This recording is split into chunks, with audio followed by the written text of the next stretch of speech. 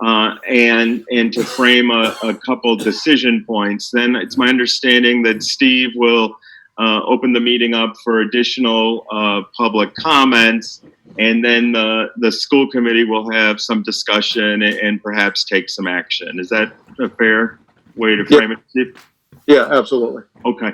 So the quick story, and many of you have heard me say this before, is in response to this, the governor and the commissioner asked us to do four things, right? To look at the advantages and disadvantages of a face-to-face plan, a hybrid plan, and a remote plan.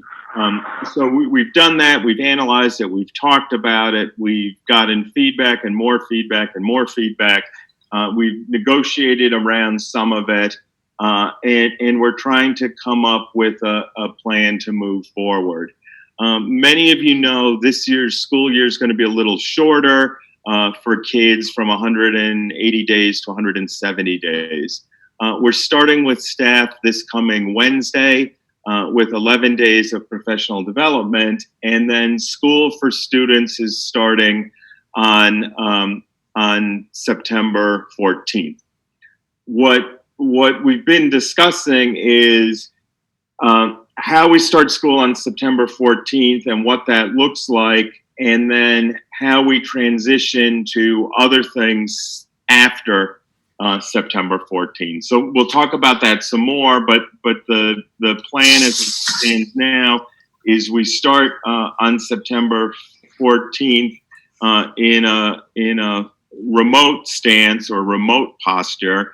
And then several weeks in, I'm recommending we then shift to a hybrid posture, all the while paying very close attention to existing state level data, and then potentially shift from a hybrid posture to a face-to-face posture if the data gets better. And if the data gets worse, then we go the other way.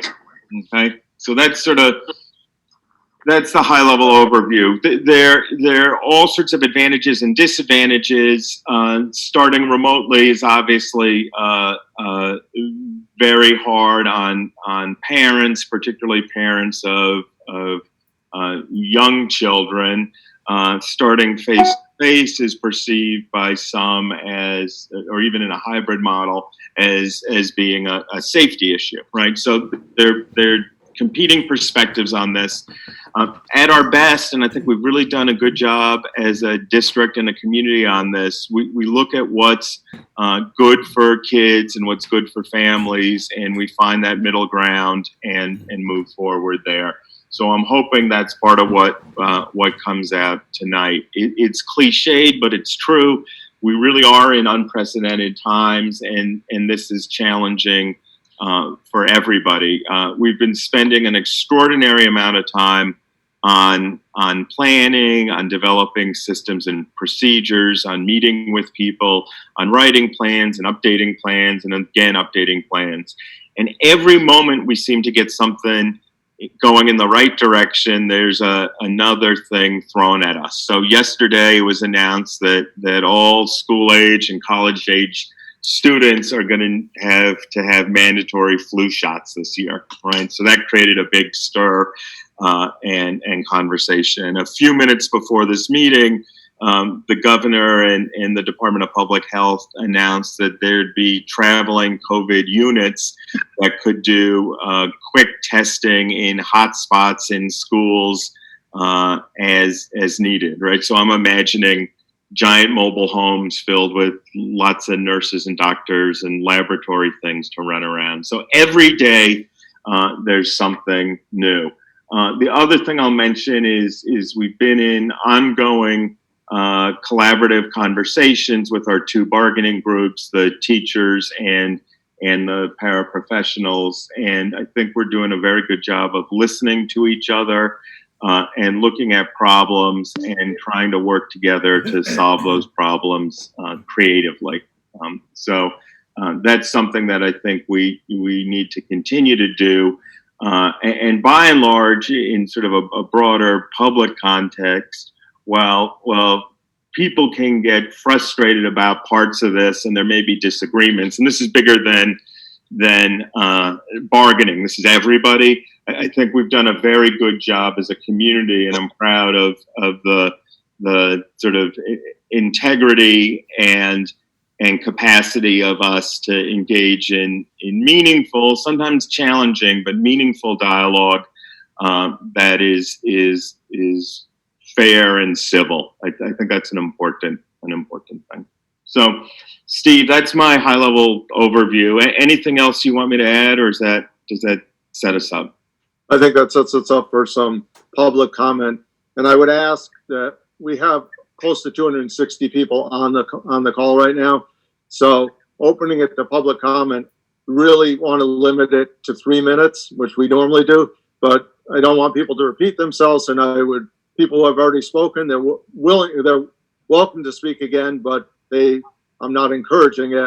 If you send us emails, I know the school committee is diligent. They've read all of the emails that have come through, and that's been a lot. So I will open it up for public comment at this point.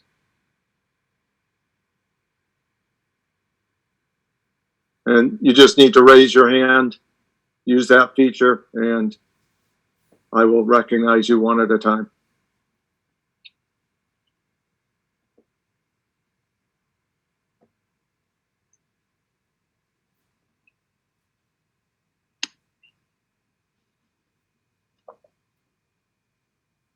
Neil Weber?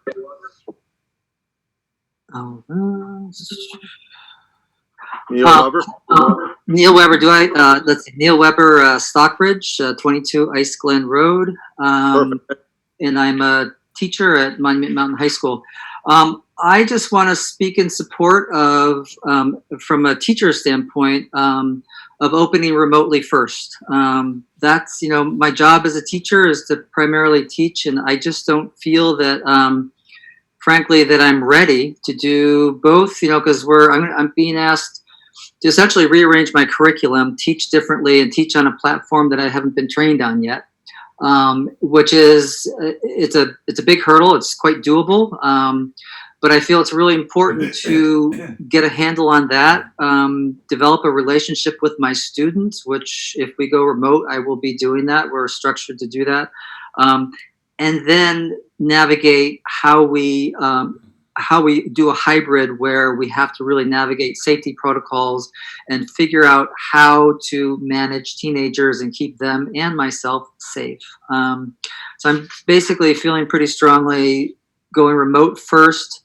I'll be a better teacher. It'll be safer.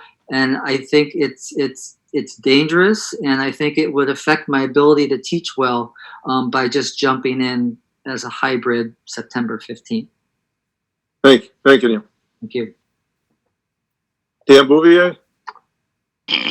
Hi, I'm Dan Bouvier. I live in Pittsfield, Massachusetts, but I've been a teacher at Monument Mountain for the last 21 years. So I want to first of all thank all of you for all of the work that you've put into this. It is no easy task. I thank the parents who have contributed to the conversation, the emails that I've gotten from parents encouraging us to start face-to-face. And it's all goodwill. Every single teacher that I know wants to start as soon as possible face-to-face. The question ends up being safety, and we want to be safe. And that is really the two different angles that people are coming at. So I'm going to echo Neil's comments about how I don't know what the school committee is thinking right now, but at this point, we are not ready. There are too many unanswered questions to be able to guarantee the safety of the children and the faculty and staff that are working in the buildings. And those questions have to be answered before we can go back to work. We all want to do it. It's so much easier for me to have a group of students in front of me than try to do it remotely. But the questions are just they haven't been answered yet. And so I implore you to please consider the safety before you put us into a situation where once COVID gets into the school system, unless we have these things lined up and can control the spread, it will take over. Thank you. Thank you, Dan. Roxanne Goldwell? Peter? Hi, thank you. I'm a parent of a soon-to-be 11th grader in Monument Mountain. So a couple of questions. I am one of the parents that's probably asking for kids to go back to school full-time. And the questions I have are, one, what are you basing the assumption that it's not safe, given Governor Baker's and the map that shows the extremely low case count in Western Massachusetts? One, and two, what has the school district been doing for the last, 6 months, 5 months to prepare for reentry? Because it seems to me that to say now that we're not ready and we need to get ready is kind of ridiculous, given that you've had very long time and very clear direction from the state and the federal government on what needed to be done. I'd like to understand the science behind you saying that it's not safe. Steve, you're muted. Steve. Yeah, someone muted me. Yeah. We don't have time to answer that type of a question. The school district has not said at all it's not safe. That is public comment, people saying it's not safe. And there is no way we will get into that discussion tonight, because that could lead to a 4 or 5 hour discussion. I will say this. I mean, literally, like, if you're saying, I'm sorry, but if you're saying that it's not safe, there has to be some data behind it. Okay, we did not say it was not safe. It's public comment that it's not safe. We've never said that it's not safe. So you would have to ask the people who are saying that. As far as what we're doing for the last 6 months, I can assure you it's been less than 6 months. This school district is working as hard as they've ever worked to try to get ready. This is still unprecedented.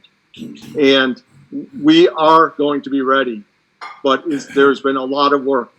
And if you think the state has given us all the guidance we need, their guidance comes out in dribs and drabs. And sometimes, and it happened this week, and Peter can go deeper into it, is that the school district will work hard on a procedure, and then the state this week, with school starting in just a few weeks, will come out with their own procedure without warning us that was coming out. So all the work we had done on our own wasn't wasted, but could have been better spent somewhere else. So we have been putting a lot of work into this. The teachers have been putting a lot of work into this, the paraprofessionals, the maintenance staff. This has been a really hard pull, and I don't want anyone to think that people have just been on vacation for the last 3 or 4 months. There has been a ton of work. This is not something that we've ever encountered. We are better prepared now than we were when we had 2 weeks notice, but we definitely have worked hard at this. So I appreciate that, and I will stop to give others opportunity, but I think my last point is, if you have given a lot of work and thought to this, it's not being clearly communicated. I don't think we have a sense of what the year will start as, in terms of what will remote learning be like, and then a time frame for when you plan to move to hybrid. It sounds to us, because, I mean, to be honest, I don't have much trust in the school district at this point, given all that's happened, that you're just planning to 2 weeks after the school year to say, no, we'll go remote all year. And people are leaving their jobs because of this in order to take care of their kids. So I get it that the teachers are stressed, but it is also costing people their livelihoods. So yeah, we get that. Let me just answer the last, and then I have to move on. We are going to take a clear vote tonight on where we're going. And then after that, you will be getting a lot of information from the school district. So I think it's a little premature to say that we haven't been organized, and we have been, and you will be getting a lot of information. So I promise you that. Thank you. Holly Triano. Hi, Holly Triano, 362 North Plain Road, Housatonic. I'm a social studies teacher at Monument Mountain. Rather than repeat what my colleagues have already said, I feel like the parent who just spoke makes a good point, that it's really unclear how things will function for her, I believe, 11th grader coming into the school, and what our concerns are about safety. I think it's a fair question. And I thought possibly a couple of examples might be useful in this context rather than repeating. One of the questions that comes to the forefront is the simple question of how do we deal with letting students use the bathroom? How do we deal with teachers using the bathroom? How do we keep our students safe if a bathroom has to be cleaned every time someone goes into it before someone else can go in? That's a basic bodily function that's going to happen every day. That's not clear. We don't have any parameters for that as of yet. Another problem will be kids with allergies. Significant numbers of kids in our district have food allergies, making it that we had to have food-free rooms. An example, I had 6 students in one class last year with significant food allergies that we had to manage and make sure there was no food coming into the class. Kids couldn't, be finishing up a snack on their way in. So how are we going to have kids eating their lunches in the classrooms? That's another concern. Another concern are our students with IEPs. We have to be able to serve these students as best we can, and many students with IEPs have written into their IEPs that they can leave to let off some steam. They can take a quick lap around the school to kind of settle down and refocus. And I don't know how we're going to serve these students in a safe manner if there's no one readily available to do those kinds of things. These are just 3 examples of many more of trying to keep our kids safe, keeping ourselves safe, and we're just not prepared. We're not there yet. To start remotely and move to a hybrid seems to make the most sense. And finally, the science points to the fact that we are going to have a second wave that we haven't had yet. And so if we start remotely, even for a short amount of time, we can get kids used to using it, teach them how to use it. So when we do have to go remote again, we'll be prepared.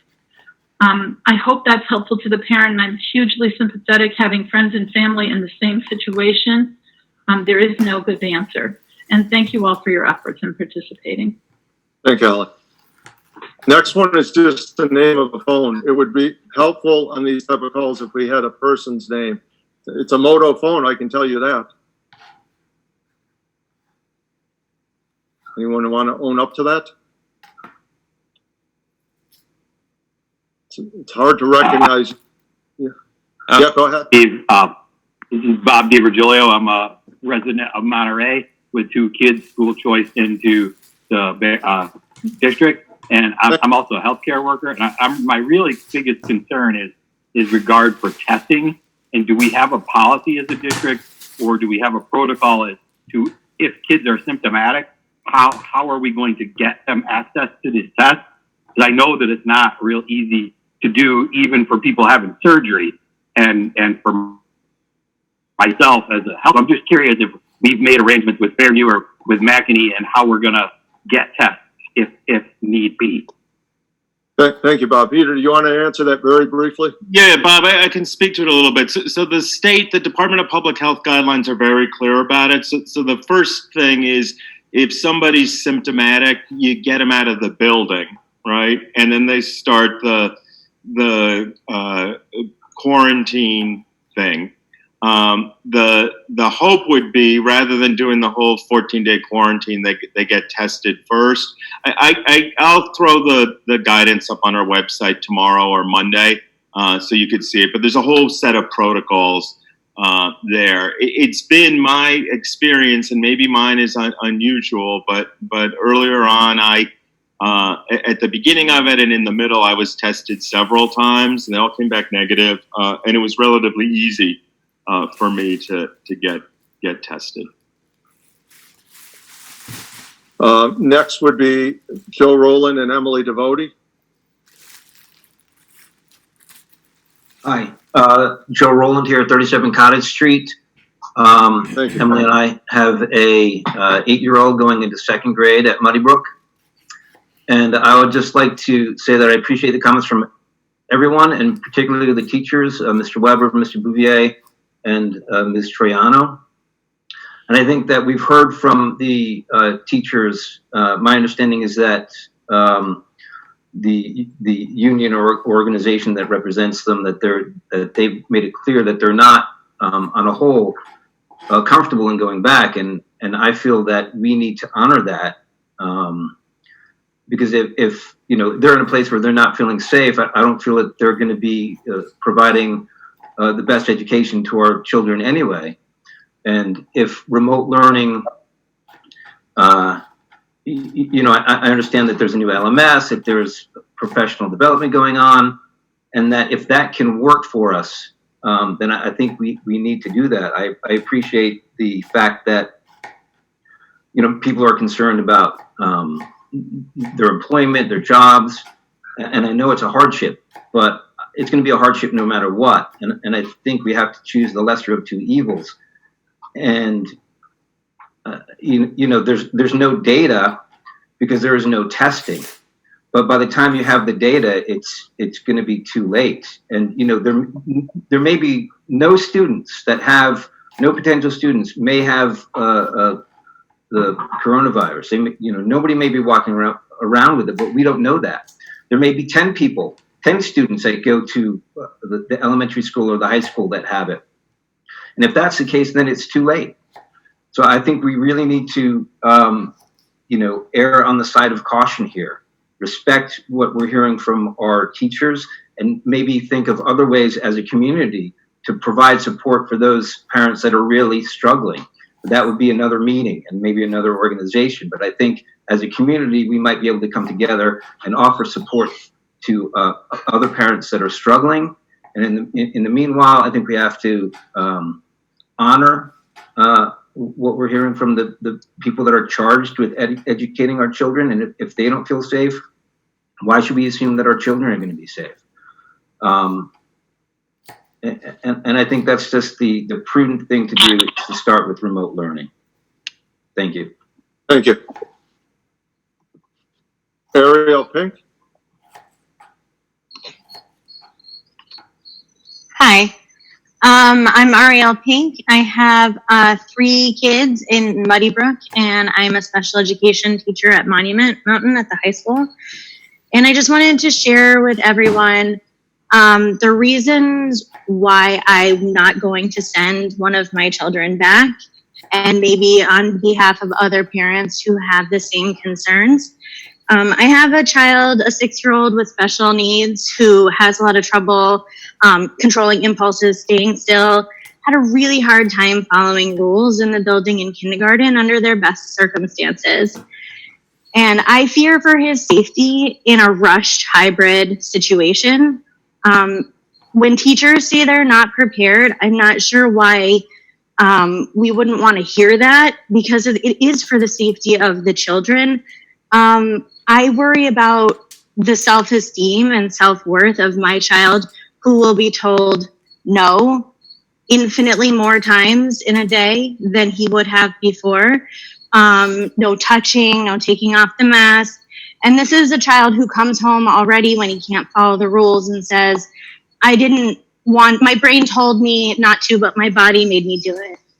And when he's so heartbroken that he couldn't follow the rules, I just think academic skills can be recovered or be creatively addressed, but these traumas of that type of experience are long lasting. And I would want to protect my child from that, and anybody else's who, returning into the school building, is returning to a familiar place, but a sterile environment that may look almost unrecognizable. And we really need to think about the way that we bring our kids in and the way we prepare them. Can they see videos of their classroom before they go in? Learn about the rules before they enter the building? I think there's a lot of expectations placed on children in order to follow these types of rules, that if teachers and people working in the buildings don't even know what they are yet on August 20th, and they are going to change on a regular basis, how can we expect kids to know and understand and adhere to these rules? I believe in the science, and I believe that our transmission rate is low, and I believe that in a controlled environment, hybrid option would be safe tomorrow.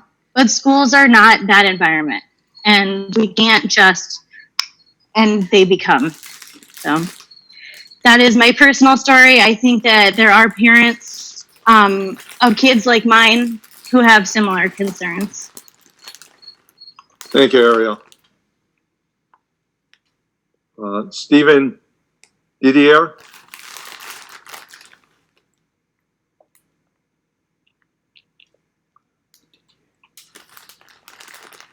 Yes, hi. Can you hear me? Yeah. Yes. Oh, yeah, sorry, I was muted. Yeah, thank you, and good evening, everyone. And so my name is Siddiq. You're ready. Thank you. Thank you. Yeah, I live on the hill in Great Barrington, and I have an 8th grader from Monument River or Monument Valley going into the high school. So I'm a parent, and one of the things that is critical for us is that high school is of course the foundation, getting into college and onto life. So this conversation's a really big piece of our family right now, and I think what I'd like to understand is that looking at the statewide metrics, Berkshire County is a very low risk area compared to the rest of the state. So given that what's at stake is our children, right, moving to the next level of their lives, is why would we even be considering a model that doesn't include in-class teaching, given where we are with the rest of the state? It's really a very difficult thing to move past. Thank you very much.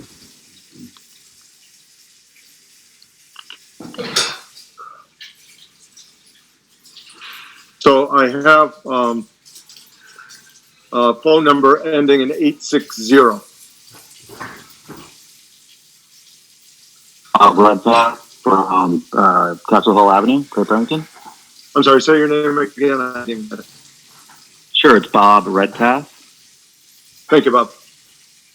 Yeah, I just want to, start by thanking everyone for their work and their time in this process. It's probably, clearly it's not an easy situation for anybody involved, teachers, parents, everybody, kids. And I think, as we mentioned, there's a lot of work that's been done. I think I would just encourage, that there be some place that a parent can go look, literally in the website or some area that has all these this information and some of the policies and procedures. Mr. Allen mentioned some of these. Bob DiVirgilio mentioned some of these. But if there is one place where we can go and see what work has been done, what decisions have been made, and sort of some of the efforts that have been done, and I think that would alleviate some concerns. And also, secondarily, I think last meeting there was discussion of what specific metrics would trigger certain decision points, whether we open, whether we close, whether we go half and half, whatever those metrics are. I didn't, Peter, when you spoke earlier, I didn't hear any discussion about that. So be interested to know sort of what the process is around that and when those decisions are made on what those metrics are going to be, given, Governor Baker's guidance and so forth. But if that can be written down somewhere so we all know what it is, so we're not sort of guessing around it, what the COVID case rate is, et cetera, et cetera. Anyway, and then my final question would be, there's also been some recent guidance around sports from MAAA, so that hasn't been discussed. If there's any other discussions of extracurriculars and sports, that's it.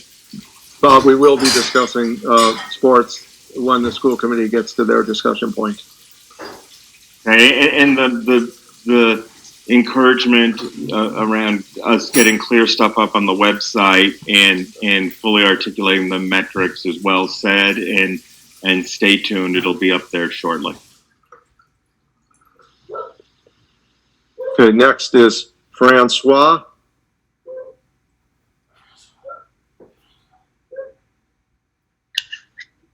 You can just say Fran. Thank you. It's Thank you. Francoise Lartigue, 968 Canaan Southfield Road in New Marlborough, Massachusetts. Obviously, I have 3 children this year in the district, 2 at Muddy Brook and 1 at the middle school. And one issue that came up in the spring was the issue of equity in internet access, and it prevented synchronous learning taking place. I've heard the word synchronous learning thrown around as a way to create robust instruction during for online learning.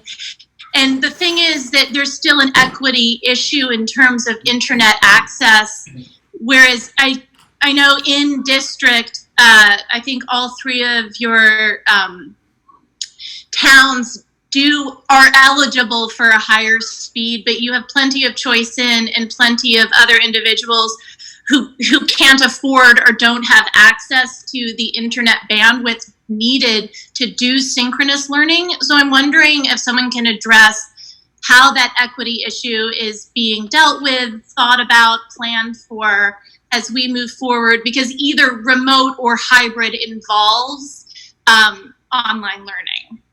Thank you. Peter? Yeah, Thank you. Fran, I could speak to this very quickly.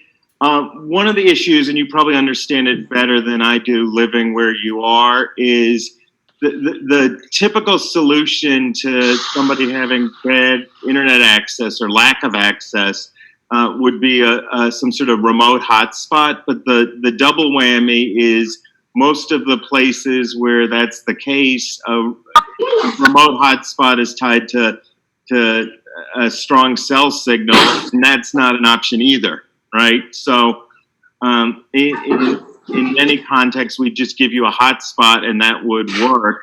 But as I've been going sort of person by person on this, hotspots don't solve the problem. It's a fundamental infrastructure problem. As we've been planning around this, there's a strong possibility when we get into a hybrid model that we may be able to create some spaces, whether within the schools or in other community organizations, where people with limited connectivity or none could go and do their work in another place that has better connectivity. So that's what we're focusing our efforts on now. The technological solution can't be a quick one. It's a longer one about running cable, and all the towns are involved in that, but that could be months, if not years out. Okay, the next one I think I recognized already, and I thought I lowered your hand, but it's the phone, the Moto. So That was Bob, right? yeah, that was Bob. His hand came up, and so Okay. I will move on. Hello? Yes, Oh, can you hear me? yes. Oh, I don't know if you have audio on me, but this is John Broderick. I'm a 4th grade teacher at the elementary school. So I haven't recognized it. You got to go in order of how your hand is raised. I'm on order? Sorry. Yeah. So you got to raise your hand, and there's 11 people, and I'll get to Steve, everyone. I think he's the right one. Oh, that is him? Yeah. I apologize if that's you. He's clearly down. John is in order. Okay, Yeah. I am in order. However, I may be out of apologize. order. I may be out of order with many of my peers. I might be a minority voice for some of the teachers. But there are several teachers, myself included, think the schools need to open, even in a hybrid fashion. The students are hurting, families are hurting. We have an obligation. Education is essential. Teachers are essential workers. there's a way to do it. The risk is extremely low for a virus with a 99+% survival rate. It can happen. It can happen. If there was ever a time for a school district, for teachers to step up, the time is now. I'm willing to go there and work for my students and those families that need us. What it'll look like, I'm not sure, but there's a way to do it. We're focusing on everything we can't do. If we wait to have all the information, if we wait to have the exact right time to open, it's never going to come. So we need to open. The kids need us. I need to be there. You cannot teach young children, especially, over the internet. It just doesn't work. Equity is a huge word in our district. Families that can are getting tutors or possibly sending their kids to other schools that are open. We're going to have a generation of kids or more that are being raised in fear. Their education is being denied to them, and they're going to suffer for it. And the repercussions for this could have lifelong, lasting effects. So we need to open. We can do it. We can. Not perfect. Nothing's perfect. I'm willing to take a chance. I think the kids are worth it. I think our community is worth it. We need to open. And I think that's everything I've needed to say. Thank you, John. Thank you. Brian Grossman.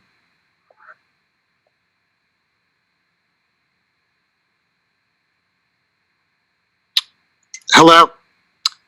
So, Yes. Brian Grossman, 10 Brainerd Avenue in Great Barrington. I have 3 kids at Monument Mountain. Over the past few weeks, I've spoken to dozens of parents and all equally as, and I've heard the sentiment very, very clearly. We're frustrated, very frustrated. The reason we're frustrated is we see that there's a lack of urgency, a lack of clarity, and what we're hearing is delay, delay, delay. Nowhere has the teachers union articulated any concrete plans or metrics about exactly when we are reopening. In fact, we've heard from them that one case of COVID is too many. The major point I want to make is this. We are 6 months into this crisis, 6 months without school. Our kids are not safe without school. Our kids are not healthy without school. This is what we know. Number one, distance learning is inferior to in-person learning, even with people who know how to do it. We are dreadfully unprepared to implement a distance learning solution on the training side.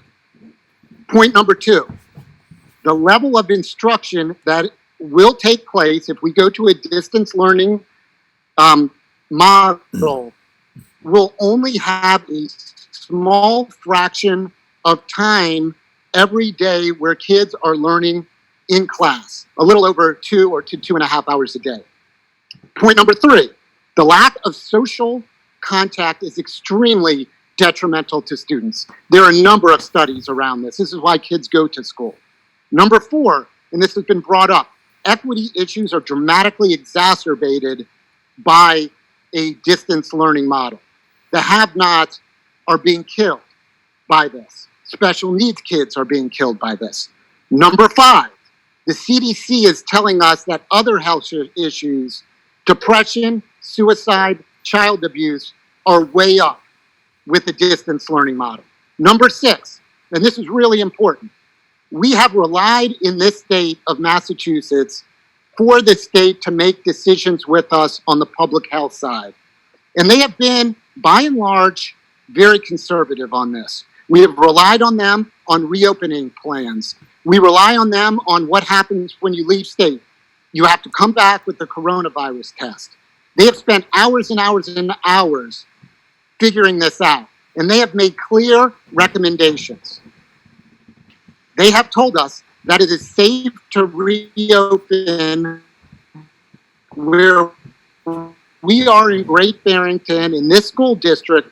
They have said it is safe for us So when the school committee makes a decision, and this is my last thought here, I implore the school committee to make a decision to not only act here, but give us answers. If the school committee actually decides to delay the reopening, it is incumbent on the school committee to tell us exactly how and when it will reopen in person, because it's doing an enormous amount of damage to kids. That's all I have to say. Thank you. Thank you. Karen Grossman. Hi, this is actually Aria Grossman, and I'm a student at Monument, and I just want to say that I think the mental health impacts to the students really have to be considered.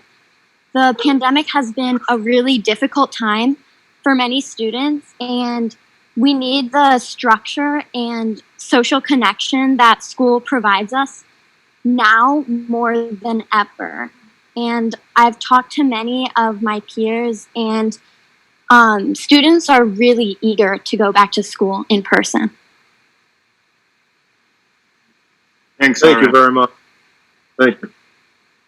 Michael Murray.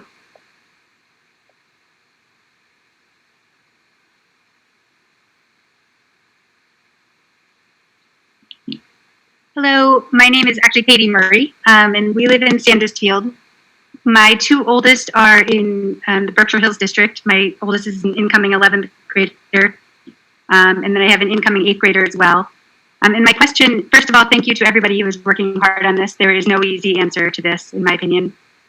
Secondly, thank you for all of the comments before. I wanted to piggyback a little bit on the connectivity issue. As I said, if you're even hearing me clearly, which I hope you are, we have a major connectivity issue in Sandusfield. We have the fastest internet speed available to us, and there's no way that we can do synchronous learning with two of my children at the same time. It just would not work. So my question to the committee is, we have, my younger children are homeschooled, and we've always followed all of the deadlines that we need. But if parents decide, because this is an evolving situation, if I decide that academically my children are suffering, there's no question that I would homeschool them. I just want to make sure that the deadlines are going to be flexible on that too, as the situation evolves with you, if parents are also given that flexibility to decide what's best at that point. And I also would like to know, secondly, if there's going to be an option when, regardless of what decision is made tonight, and possibly when the state changes things again, whatever new decision is made, if parents will have a third option of being able to continue distance learning if they feel like it's working better. So those are my two questions. Number one, are the deadlines for homeschooling, intent to homeschool, going to change? And number two, is it guaranteed by the state that we would have an option to do that if the connectivity issue becomes detrimental to their academic life? Thank you, Peter. Yeah, I can speak to both of these. The homeschooling thing is a complicated one, and I've shared this a couple times. Anybody can choose to homeschool really at any time, and if you submit a plan, then I would, the principal and I would review it and approve it. The problem around homeschooling is twofold. There's a problem to the parent potentially, and there's a problem to the district. If the student is choiced in from a town that's not one of our three towns, and you choose to homeschool your kid, you're giving up your choice seat, and you have to re-enter the lottery for when you want to come back, right? So that could be problematic. If you're a in-district student and you choose to homeschool, you can do that, and you're not giving up your seat, but there is a financial impact on the district because homeschool students aren't counted in our enrollment report, right? Not really your problem, more my problem, but that's another one. No matter what we do, people could be learning in a fully remote way, right? But the only place where that could maybe not be the best idea is if you're in a place with really terrible or non-existent internet service, right? And if you could figure out some workaround and make that work, then you could probably do a fully remote thing. But if you're in a place where you'd be dependent to be on the internet and you can't get on the internet, then we got to work with you to try to figure that out. And in some places we can, and in some we can't. Does that get to all the parts of your question? It does. Just, I don't know if I have more time, but if I could just ask one more quick one. As far as homeschooling goes, if they did re-enroll, whatever point, if we go back, let's say in March, I don't know, I'm going to make up a month, could they stay in their AP classes? Could they stay in the classes that they were in initially in the beginning of the year? Would they make that transition smoothly back? Well, there are two things, right? If you live out of the 3 towns and you decide to actually homeschool your kids, not to do remote learning, but actually homeschool your kids, right. Then at that point, the seats that your kids have, somebody else might have applied and taken them. So there's a question of whether they could even come back. If they did come back, could they pick up where they were? Yes, from a participation thing. If you were in a very rigorous AP class and you stopped doing it for 3 months and then you wanted to step back in, unless you had extraordinary self-discipline and focus, that would be a hard transition to do. But people could do it. It just would be a challenging one. Thank you.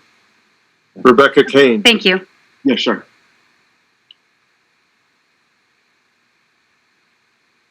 Yes, thank you. Rebecca Kane, 1305 Swamp Road in Richmond. I have 2 kids who are in Monument High School. One's going to be a freshman and one will be a senior. I am in support of opening the school in some manner. And let me give you a little bit of background. I am a practicing physician of almost 20 years in Pittsfield, general internist. And what I've been hearing from mainly the teachers who are fearful about returning is we're making decisions out of fear. And believe me, my job was pretty scary back in March, April, May. But I think it's important to keep things in perspective. In the last 2 weeks, we've done well over 4,000 tests just in Berkshire County. Our positivity rate in the last 2 weeks is less than 0.3%. In the 2 months before that, our positivity rate was hovering around 0.5%. So that's well below the numbers that are considered good control. I think one of the most important points to make about that is in the last 2 months, and I've spoken with the people who are doing contact tracing, in the last 2 months, our cases in the county are coming from 2 sources. They are coming from people who are traveling outside the county, and they are coming from people who had known exposure to a person who tested positive. So we have not been seeing community spread in Berkshire County for over 2 months. I would support a no travel pledge for all of our staff and students and families, because I think if we can keep people, and I hate this insular mentality, but I think under the circumstances we need it. I'm sure you know that BMC recently changed its policy for travel so that for all intents and purposes, if one of our staff members travel, they're going to be fired because they are required to quarantine.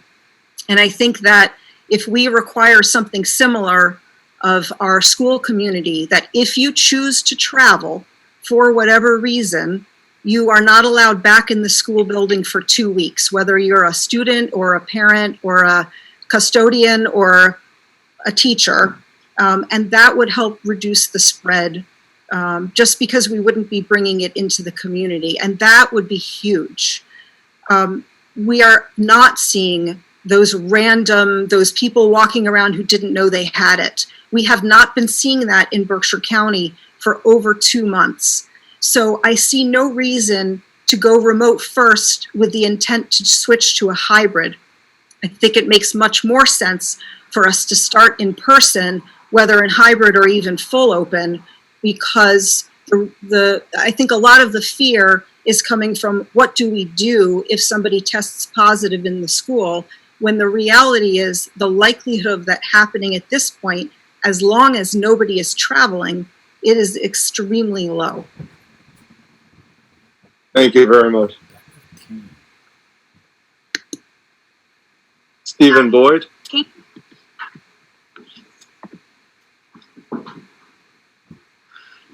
Thank you, Stephen. I appreciate it, members of the school committee. Thank you for your work. My name is Stephen Boyd. I live in West Stockbridge. My daughter is a junior at Monument. We have a son who will be a freshman next year. I run a medical device company in Lee called Boyd Technologies, and I'm a member of Governor Baker's emergency response team, and we've been running an essential business since mid-March. So I want to say that I know what it's like. I want to echo Dr. Kane's sentiment around the fear that it feels like. I know what it feels like to have the ground shift underneath you and to have to go to work and run a facility where hundreds of people filter through it every single day. I can relate to being scared about surfaces in bathrooms, to think about what types of things might be super spreaders, what are not. My customers are supporting over 30 different vaccine trials, and what they tell me is that we're a year away from any new normal. So as we think about trying to grab a hold of more certain science, I think it's important to think about the period of time, the hybrid period of time that we are in as a community, as we think about needing to dig deep for our children. I'm asking the school committee and the teachers to please come back to work. You are essential. You are essential to our children. I'm asking you to make a few face-to-face deposits in their future and in their education, such that if we do have to go remote, we can do it very quickly. Nobody has felt safe throughout this pandemic or this crisis, but we have managed, as many have said, this crisis very well. 0 infection rates in the Berkshires right now. Consider, with no onset in March, how quickly we were able to respond and flatten the curve. We will certainly have more onset at any doomsday scenario that we can imagine now. I think that to come back and build a plan in person makes tremendous sense, given just looking at this meeting alone and how challenging virtual or remote meeting and consensus building is. It does not and has not gone well. So come back, even if just for a short period. Maybe it can be longer, maybe we can improve. But come back to make that plan that it appears obviously there is not right now, together with our children. Because if you try to do this remotely, there will be an education gap that our children will face for years to come, far beyond any greater impact that we may be feeling from the unknown right now. We've done this well, we can do this, but we have to try, we have to shift. I know that's different than what teachers signed up for, but we need you to dig deep and come back to work for our children. I'm asking you to try, I'm asking you to think about the one generative question that I think probably gets you out of bed every single day. What's best for the children? Thank you. Thanks, Steve. Next would be Margaret.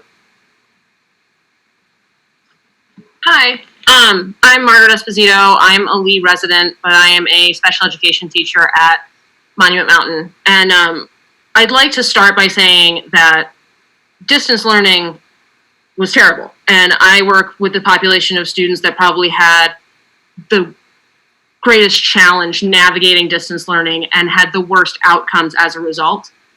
With that being said, I think the lack of clarity on how to move forward is reflective of the disconnect between the science being presented by the CDC and some of the perspectives from parents and other community stakeholders in this meeting, and the day-to-day operations of a school building. And I think any teacher or paraprofessional would tell you that although in theory, yes, we can follow CDC guidelines and one student can be in a bathroom at a time, so on and so forth, the reality is with current staff, that's just not manageable. Who is supervising the bathroom? Who is making sure there's only one student in the bathroom at a time? Who is cleaning the bathroom in between each use? On top of that, and I can't speak to the elementary school or the middle school, but the physical condition of the high school, specifically in regards to ventilation and cleanliness, is lacking. It was lacking before COVID, and it will be more sorely lacking now when ventilation is extremely important. I have heard several parents mention the social emotional impact of distance learning, and while I don't disagree that isolation has taken a serious toll on our students, I'd like to remind you that the learning we're returning to is not business as usual. There will be no group work. There will be no students sitting together and collaborating. Students will be 6 feet apart. They'll have dividers in between them. They'll be wearing masks. And that environment is traumatic as well. And while I am anxious to get back to school, I miss my students and I miss my colleagues and my job. We don't have enough clarity on how we're going to implement these guidelines to consider bringing students back into the building on September 14th. And when we consider what's at stake, you know, in terms of continuing education, college, and career, I think the more immediate concern is what's at stake concerning safety. And it only takes one student to shut a school down for 8 weeks, 3 months. It's happening in schools across the country where one kid comes in having tested positive, the parents didn't keep them home, and that's it. Thank you very much. So as a point of housekeeping, we have 11 people in the queue right now, 12. And I'm going to cut it off after those 12. We'll take no more. We still have a full meeting to go with. So let's go with Joshua Briggs.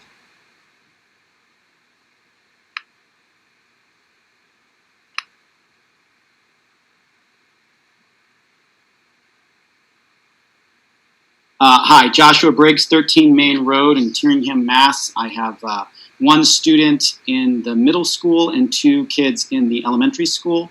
And what I would really like to hear from the school committee and the administration in terms of what we're looking at is what additional plans for parent engagement and support you've talked about, because in either a remote or hybrid model at this point, you're looking at the very least, all of these parents as co-teachers. And I think probably a lot of the anxiety that's being felt, besides all of the reasons why remote learning is extremely difficult for working parents, is the idea that in less than a month, all of these parents have been hired for a new job that they have not been trained for, that they don't have the background in.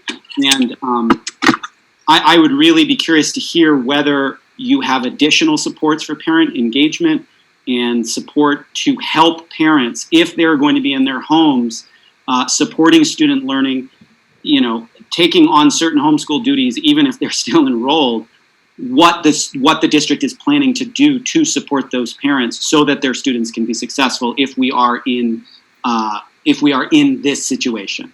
Thanks. Peter, do you want to answer that? Yeah, just very quickly, Josh, it's something we've been thinking a lot about. We're using the next 11 days with staff to train and support them on the new learning management system. And then part of that is then to turn that around and train and support students and parents on it.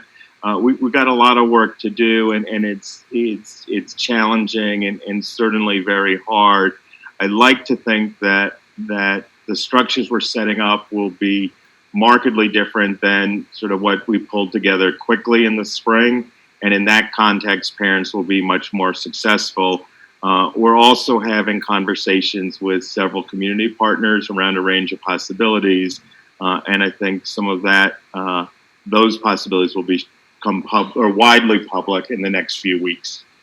So it's on our radar. We're thinking about it a lot, and it's an important thing to flag. Emily Bono.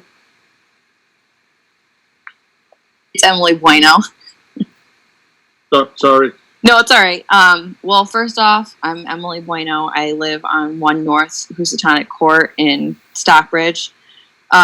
First, I wanted to say thank you to everybody who has been working hard, I noticed, and all the teachers. But I did, my kids started playing sports.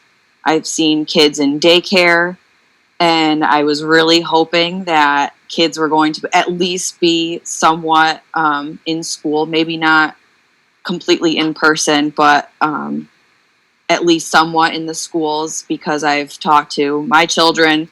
I have 2 at Monument Valley and 1 in Muddy Brook. And even though they did the work, they learned absolutely nothing. I work at Berkshire Meadows, and I'm going into the nursing program at BCC, and I'm really nervous about what this year is going to end up looking like for everybody. And, I worked in the COVID unit at work, and I've worked in a regular house with no COVID, with people that don't social distance, that are not wearing masks, that drool, that sneeze, that spit. And I've been wearing masks, washing hands, doing everything that Governor Baker, I think, has kind of put in place for everybody. And it seems to be doing great. We haven't had any cases since the COVID unit closed. So I guess I've been listening to Governor Baker since the beginning, and I feel like he's really protected us so far.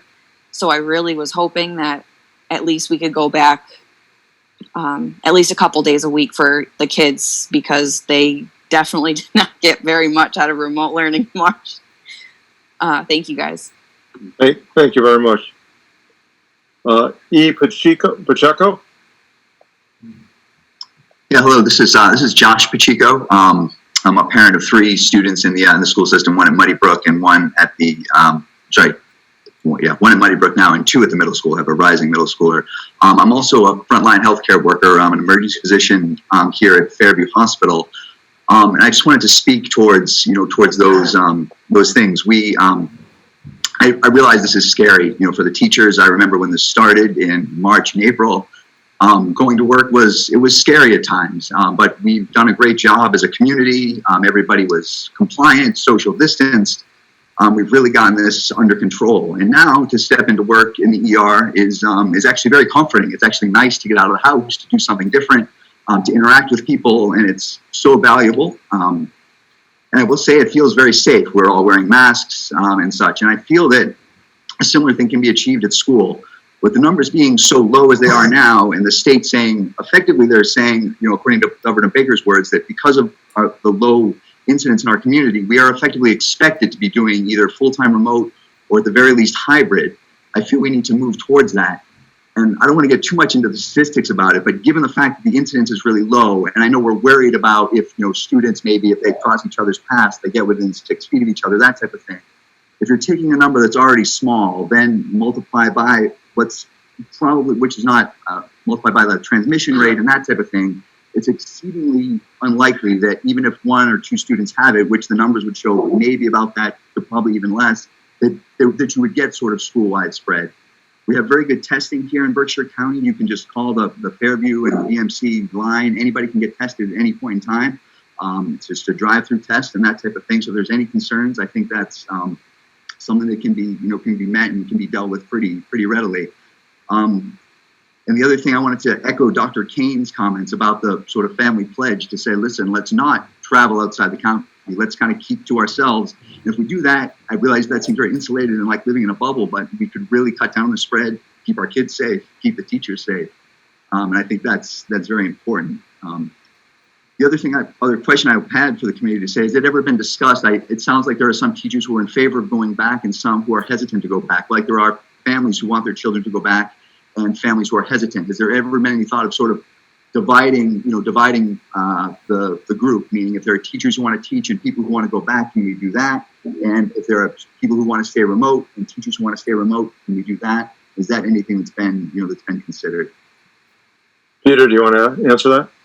Yeah, the second one's a complicated one. So we've not looked at it based on people's preferences. We have had people respond, staff, if they have a pressing medical need that keeps them from being able to work, but we've not looked at it based on preferences. It's an interesting suggestion. My slight fear would be if the medical needs straightforward because people are documenting that with the healthcare provider's note. If it's just based on preferences, I don't know if we have the capacity to run a school. But I'll look at it again and I'll bring it up in our conversations. Thank you. Diane?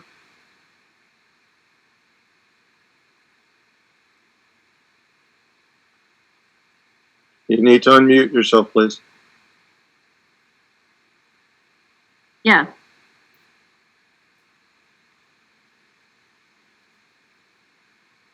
Yeah. Were you calling out Diane Singer or just? No, it was someone named Diane who was on the list. Okay. I think she's not there anymore. I get that. Oh, sorry. I was having trouble because I'm on my cell phone. Thank you. Hi, I'm Diane Vigiano. I'm a speech pathologist in the district. I reside in Pittsfield. I would just like to say, as an educator, I know all educators are anxious to be with the kids, and we all value education, and your children, most certainly. But, as, anybody who reads different papers from different places, we're learning that children can carry the virus and that we have both immunodepressed students and staff. And yes, the incidence in Berkshire County is very low.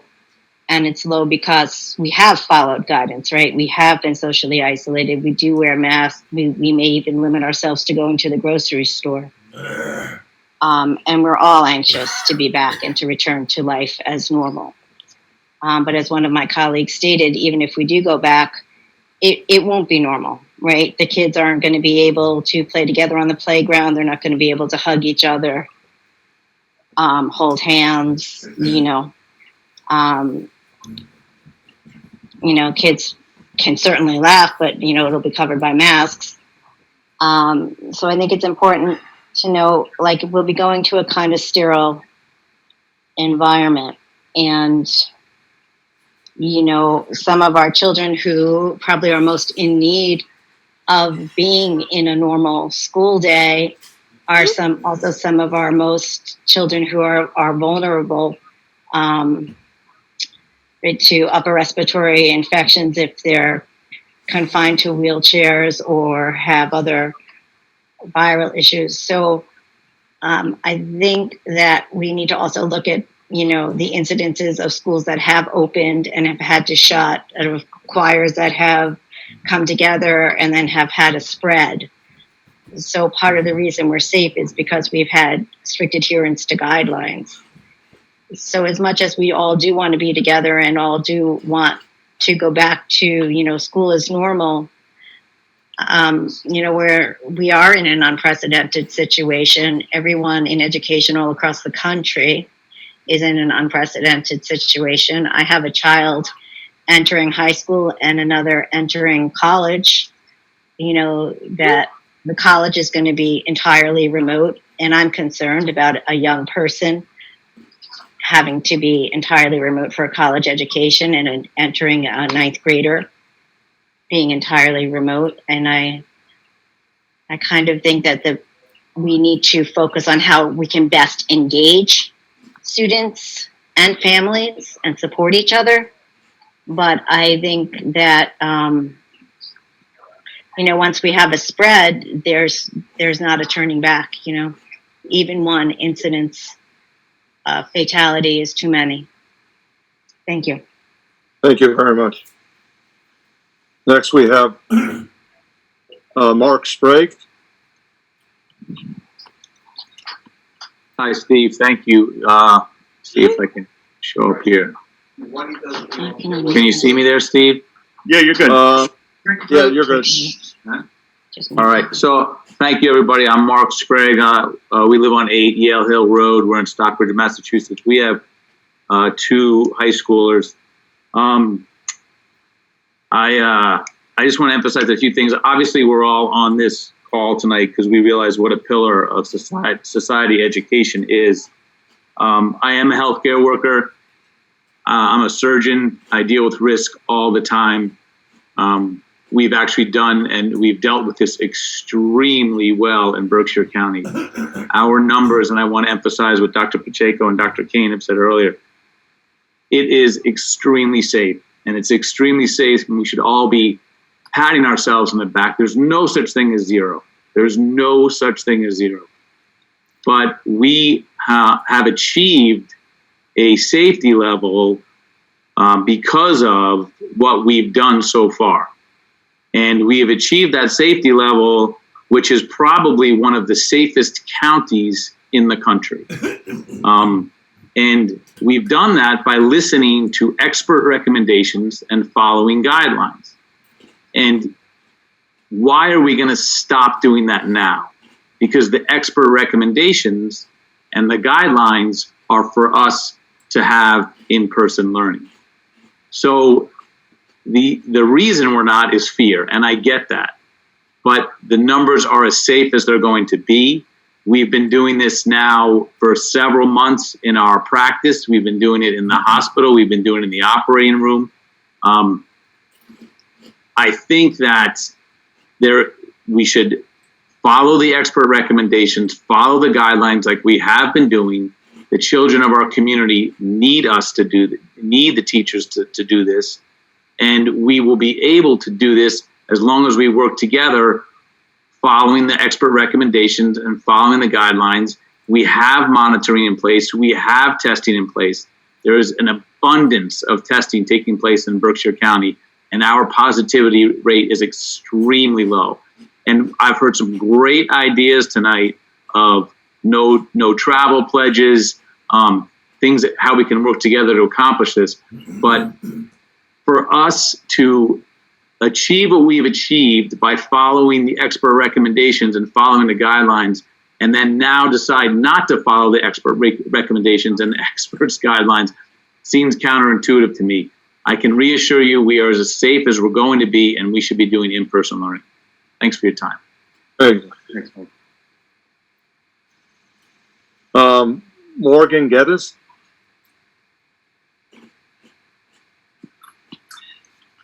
Hi. Can you hear me? We can. Thanks. I'm Morgan Windrum Geddes, and I am the mother of 13-year-old twins, and I'm in Stockbridge, and they go to Monument Middle School. And I'm wondering if the school has proposed or has considered an out-of-doors style of learning at all, because based on European models of learning, children learn quite well outdoors. And I know that weather is a consideration, but at the moment in September, it's nice in the Berkshires. And I think that we have to get creative. And I know that there are people on both sides of the issue, and I understand the fears and the concerns. And I also understand and I support some kind of way of getting back to school for the children. So I guess that's my question. Has an outside model been considered?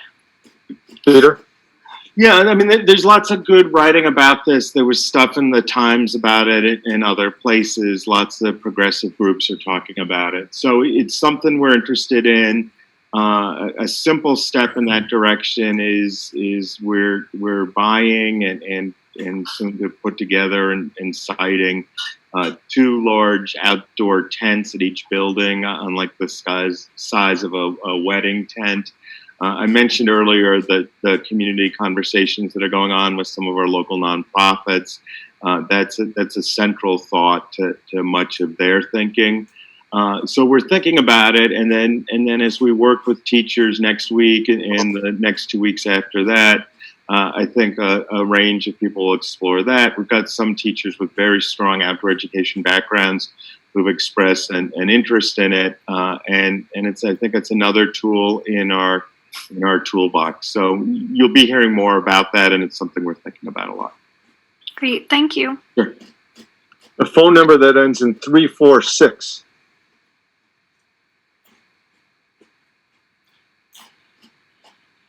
Hello. Yes. Hi, this is Heather Decker. I live on State Road in Great Barrington. I am a paraprofessional at Muddy Brook, but I'm also a mom of 2 kids in the district. So I just wanted to point on 3 main things that I think are important. As somebody who works in the elementary school, I hear all these people talking about how kids are able to social distance and they can wear masks and they can do these things. But I think that we're missing a really big picture at the point that we have to talk about all the way down to age 3, all the way up to 12th grade. What high school students can do and are acceptable for them is going to be a real struggle for the elementary school kids. I mean, I think 3rd and 4th grade kids, they really start, they really change between 2nd and 3rd grade, and they get a better concept of the direction that's given, the rules that are expected. But you got 2nd grade and down where they're not even mandating them to wear face coverings. So everyone's talking about how, we've bent the curve and we're in a low rate because of the fact that we've done all these things. We're not even asking kids from 2nd grade and down to do those things. So just to interrupt for a sec, the school committee actually passed a policy where we are asking everybody in the school to wear masks. So I just want to clarify that. And that's great because I work with the younger kids, but being with the younger kids, I can't, when I sit back and I think about what a day is going to be like for them, I don't understand how we're going to take 3, 4, 5, and 6-year-olds and even up in a few higher levels, and we're going to say to them, you can't play with each other. You can't go near each other. Stay in your corner. We had to strip everything out of the room and those grades are really meant to actually learn through socialization. So for me as a worker, it's a huge concern that we actually will not be doing well for their mental state. I know I wouldn't want to be told no all day, and I feel like that may be really what happens. I also am, the reason I'm not fearful of going back to work, I'm very concerned because of the fact that working in the school, I know that there are those handful of parents, the majority of parents are great, but there are always those certain kids that come in sick over and over and over again. And I really feel like the sickness policy,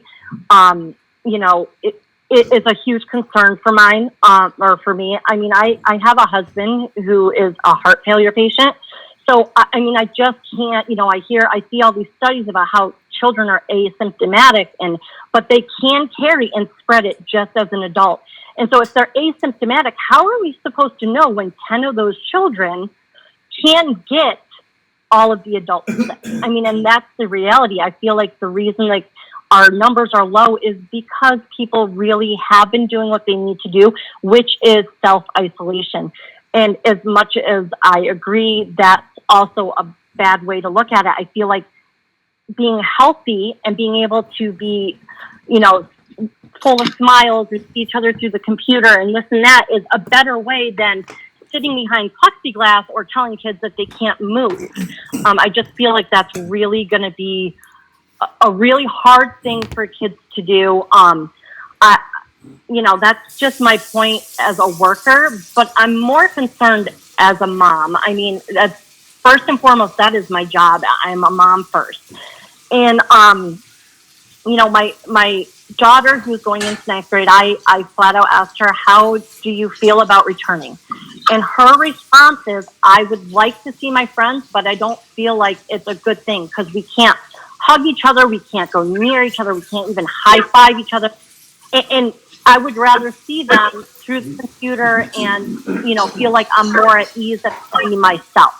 And that's just her point of view. I know other kids feel differently, but my son has a 504. He is supposed to be allowed to get off the, you know, he has focus issues, and he also has an autoimmune disease. And I really worry, what is his, how is his behavior going to play out when he's consistently told he has to sit still, or he can't do this, or he can't go near a friend?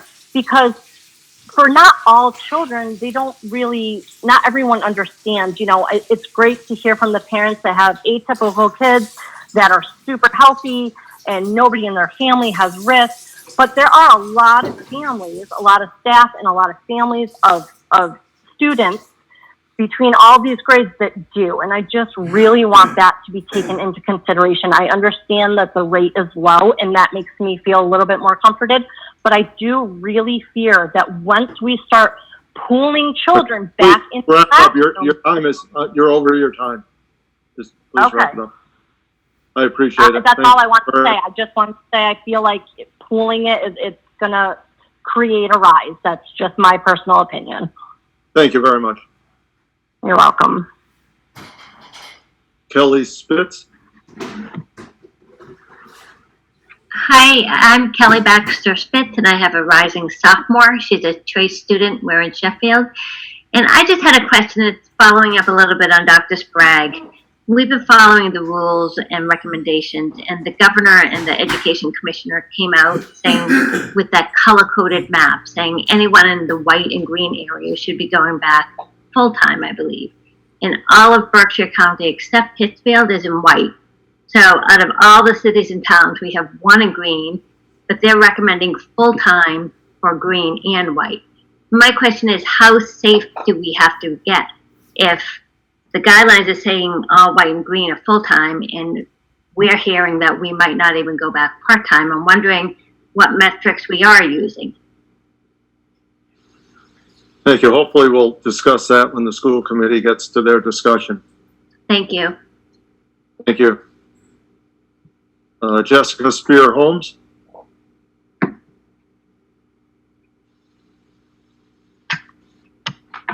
Hi, I'm Jessica Spear Holmes. I live at 42 Hollenbeck Avenue in Great Barrington. I have 3 kids in the district, and I will keep it short. I just would like to speak to the idea of trying to get back to school as soon as we can, in person while we can. I don't take the concerns about risk lightly. My husband is a critical care nurse in an urban hospital.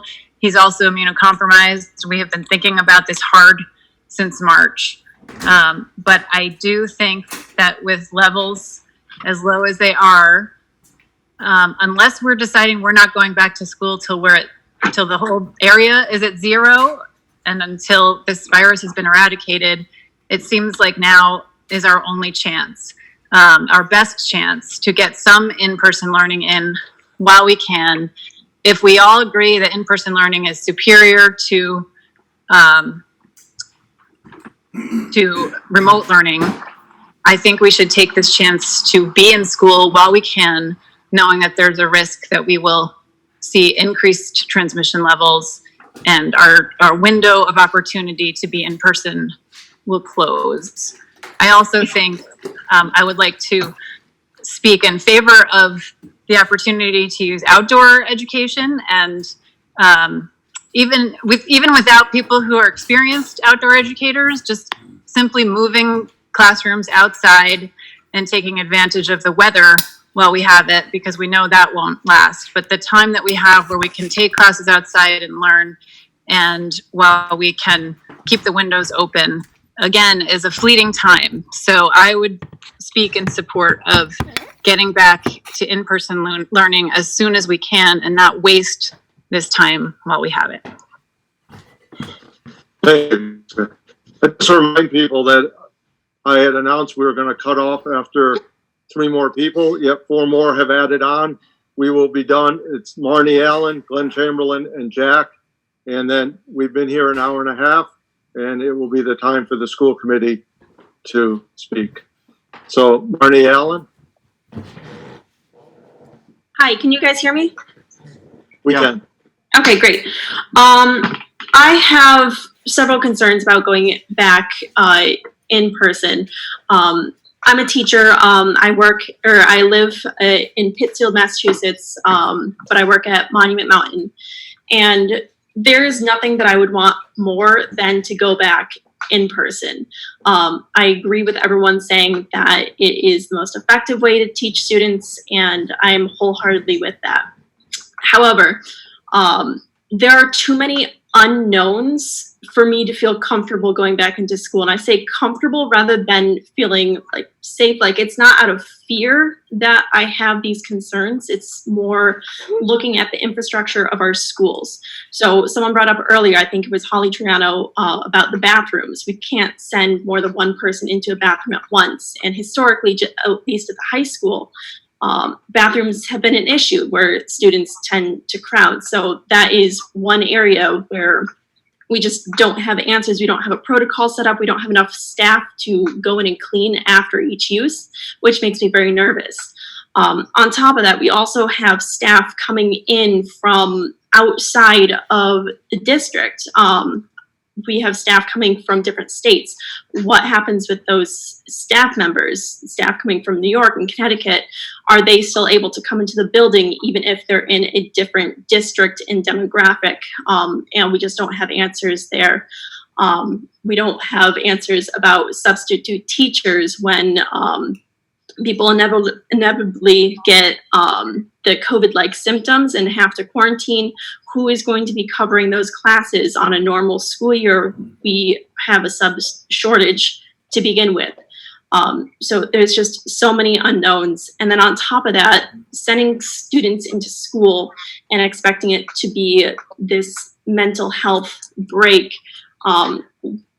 it's not going to be business as usual. There will not be socialization as is with normal years. There won't be group work.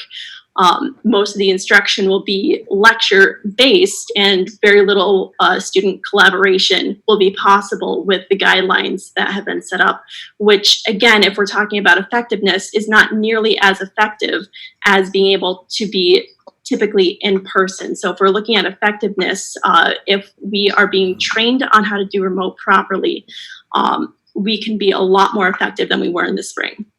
So I have too many questions still that are not answered to feel confident about going back in person. Thank you very much. Glenn Chamberlain? Glenn. Glenn. Yes. Okay.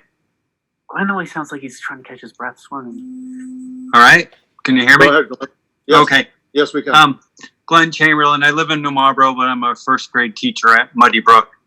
And I really appreciate the time and energy everyone on the school committee everywhere has been putting in tons of work.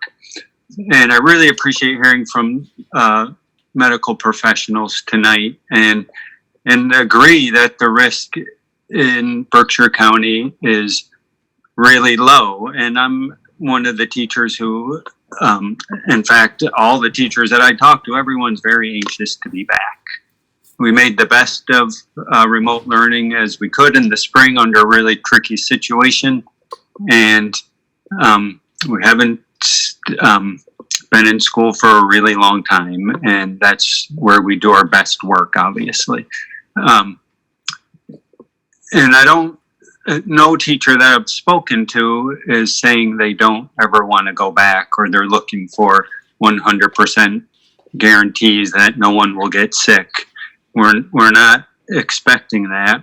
I think, speaking just for myself, we're looking for time to be as prepared as possible, just like in any other circumstance in teaching. You try to be as prepared as possible. And the commissioner saw fit to shorten the year by 10 days to give districts extra time to prepare. And I think that goes a long way, but I also feel like there are so many logistical details, so many questions that eventually will have answers, but we're just not there yet. So really asking for a slow approach. I'm hearing people say that teachers are operating on fear, and I don't want people to leave here tonight thinking that's the narrative, that teachers are operating on irrational fear.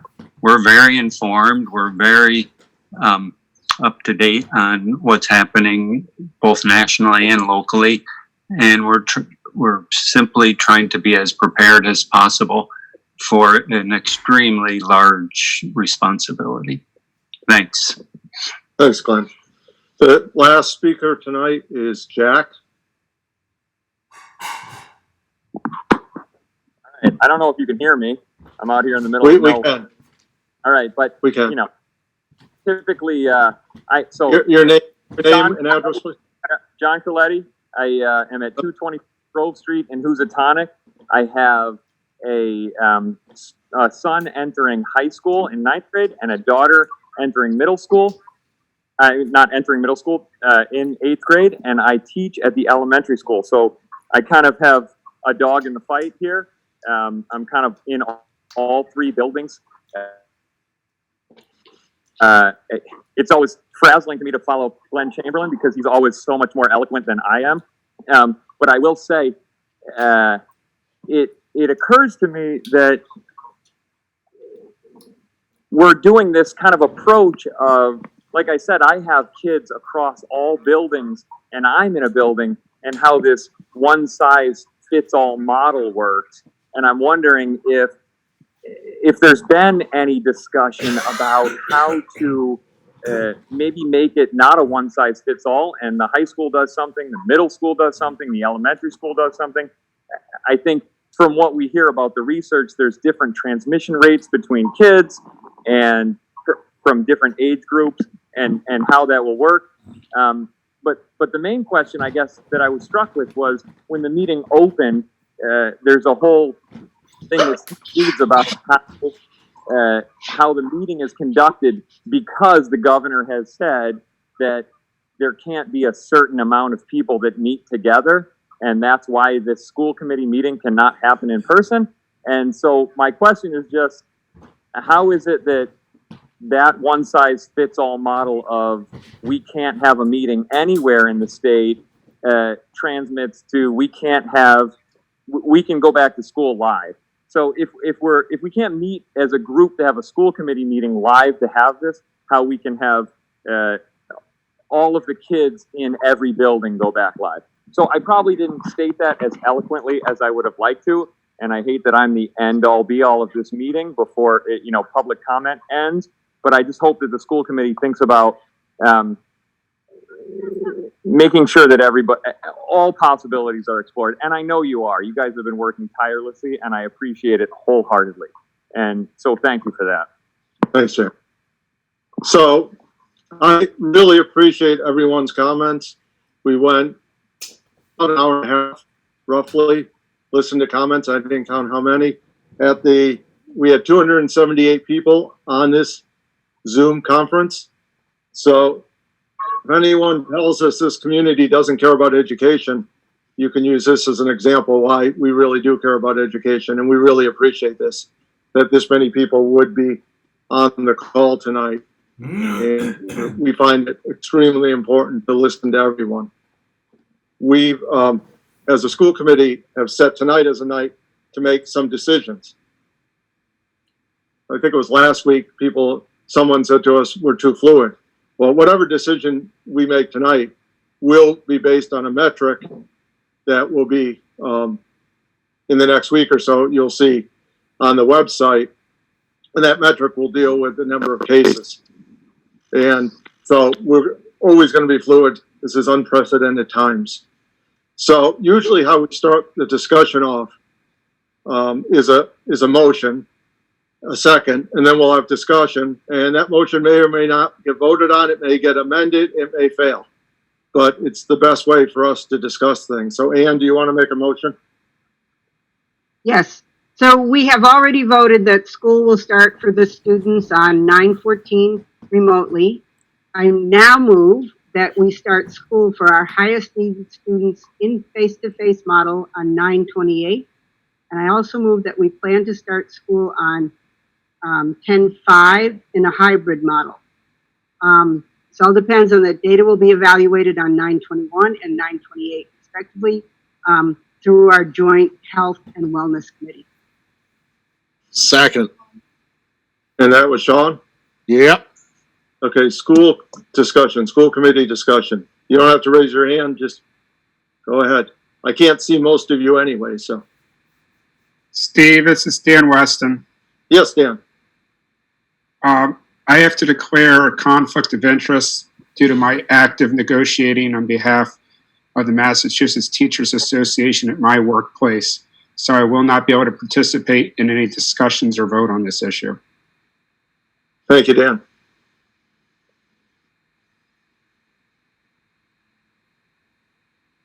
Someone has to go first.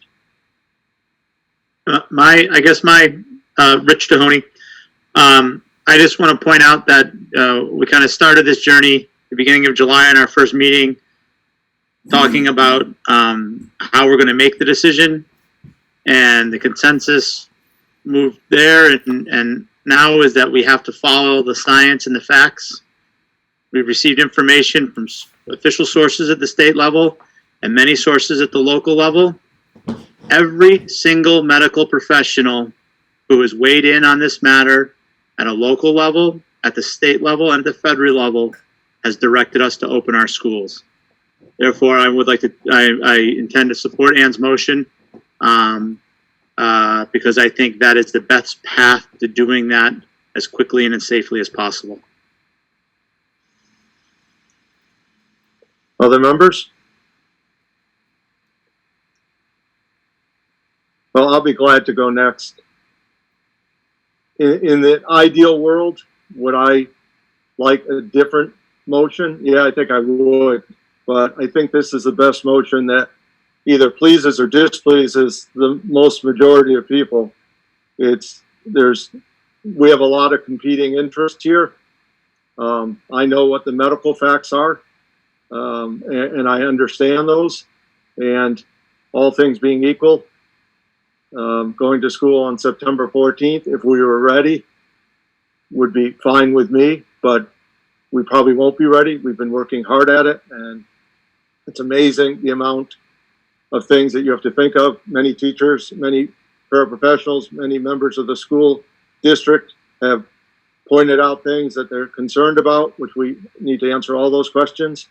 So I think Ann's motion is as good as we're going to go. And once the metric comes out, if we meet the metrics, we will be in person. I also am concerned that sometime during the winter time that there may be a surge and we'll be back in remote learning. So the first 2 weeks being remote gives us good practice because we don't know where we'll be over the winter. So I think sometimes a compromise is as good as we're going to get. And I think we're a good school district. We need to educate our kids, and we will do that. Other members of the school committee? Steve, this is Jason St. Peter. So I have a question. And last week when the state came out, they said that because we have such low rates that we should be opening fully in school, zero remote, not hybrid. And in order to not do that, the Board of Health would have to give a reason. So have we talked to I'm assuming it's the Great Barrington Board of Health because the schools are based in Great Barrington. Has that been put into motion, that process, since we're not following the state guidelines? So I'm in ongoing conversation with them, Jason. That's not resolved, and I have some more to do there.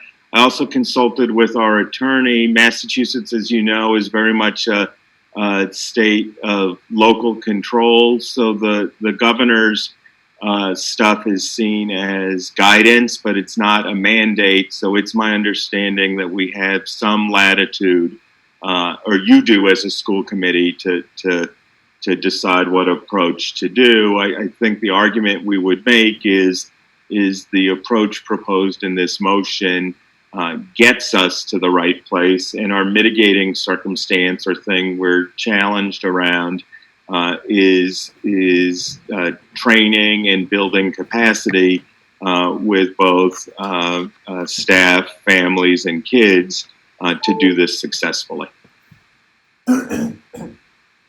Great, thanks. I also wanted to say that just looking purely at the numbers and taking the emotion out of it, which obviously you can't, is that I really don't see a reason why we shouldn't be starting on the 14th. We have over 2 weeks of the teachers and the faculty, the administration, over 2 weeks of full-time meetings to hash out any of the problems or issues that are going forward. I think that's ample enough time. I also think that with those over 2 weeks plus these 3 weeks that we're now proposing for the most of the students, that's over 5 weeks that we're not going to have any in-person learning to start the year when the rates are extremely low and the weather is at its best. So that equals over 10% of a 180-day school year. So, I think we're really throwing away and wasting precious days of, in-person schooling during these first 5 weeks. The first, 2 weeks plus 1 day, we have no control over. That's for the governor. But those following 3 weeks, I think we'll be ready. And I just think that it's a disservice to the children, and I'm really worried because these might be the only five weeks that we have where the numbers are low. I mean, hopefully they're not, but I mean, this is the part of the year when the kids are making their connections with the teachers. If things do start to go south later on, I'm really worried that this could be a completely lost year if we have to go full remote without those connections being made. So I'm very concerned about this. Thank you, Jason. Anyone else? Steve, voices that we haven't heard tonight are the principals. And before I vote and make comments, I'd like to hear some views that both Tim, Ben, and Christy have about what is being proposed. I know there are lots of concerns on the staff, but I'd just like to hear a little of their input. I've heard input from the teaching staff. I've heard input from the community. I've heard input from my fellow committee members. I haven't heard any input from the principals. So if they're on, I'd like to hear some of what they think about what we're talking about. I will be glad to have brief remarks from all the principals. Kirsty, Ben, Tim.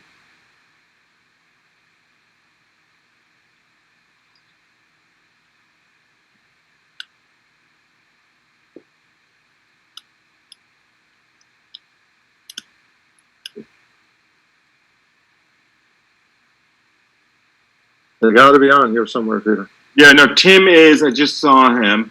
Yeah, hi guys, I'm on. Good. Go ahead. Yeah, Tim Lee, principal of Muddy Brook, also Great Barrington resident, 84 Cottage Street. I'll just keep it brief. I want to bring the kids back as soon as possible. Get them into the building. I really respect what Jason said about the need to build relationships and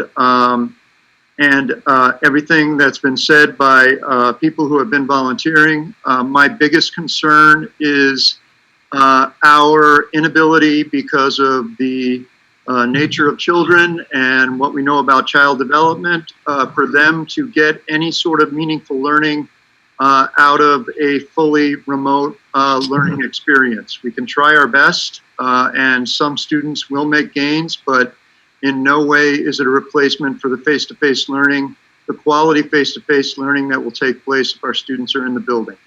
Thank you. Thanks. Kirsty, Ben? Yeah, I can go next because it's middle school, so we always go in the middle. I'm glad to go behind Tim because Tim said it the best. Let's get the kids back in the building as soon as we can. I wanted to make sure that it's safe. I want to make sure that we have the right preparation for the educators. I want to make sure that we support the families, and I want to make sure that we have the childcare that's necessary to make it all work. So it's important that we focus on the relationships that Tim said. I think that it's really hard to do that in a remote or even partial return, but we're going to do the best we can with the resources that we have.